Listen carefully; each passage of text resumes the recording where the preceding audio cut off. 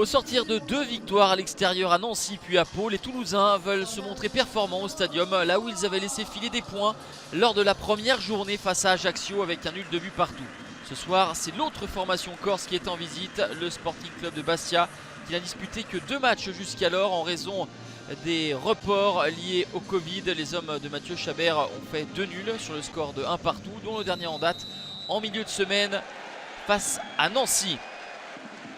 Toulouse reste sur 2 victoires consécutives, 4-0 face à la SNL et 1-0 face à Pau. Une solidité défensive qu'espère retrouver Philippe Montagnier et de l'allant devant également avec un premier mouvement et une tentative qui va être contrée.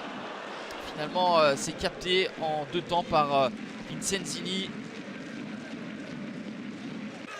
La reprise du capitaine Brecht De Jager sous les yeux de Fabien Barthez.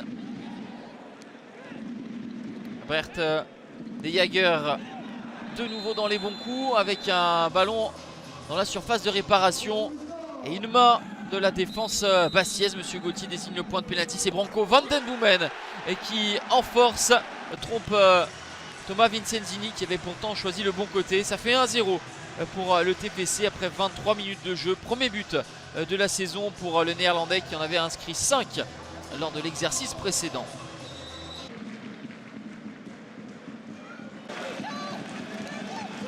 Une grosse chaleur ici au stadium à près de 35 degrés. Les conditions de jeu sont compliquées.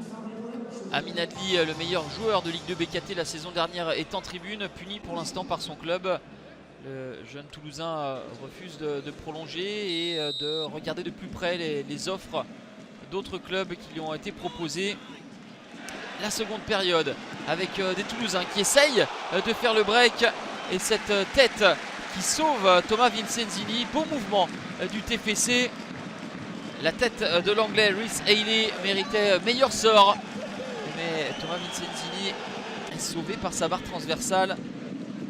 Le long dégagement de Maxime Dupé avec des Toulousains qui sont plus mordants et qui vont se procurer une autre occasion encore par Rhys Haley. Plus rapide que l'arrière-garde bastiaise, il ne parvient pas à cadrer sa tentative. Il sait, Philippe Montagnier, que ces hommes ont tout donné dans ces conditions particulières. Il s'impose 1-0. Troisième victoire consécutive pour le TFC qui assure l'essentiel et se hisse provisoirement à la première place en attendant le match entre le Paris FC et Auxerre. Bastia reste avec 2 points au compteur avec un match en retard face à Quevilly-Rouen dans la semaine.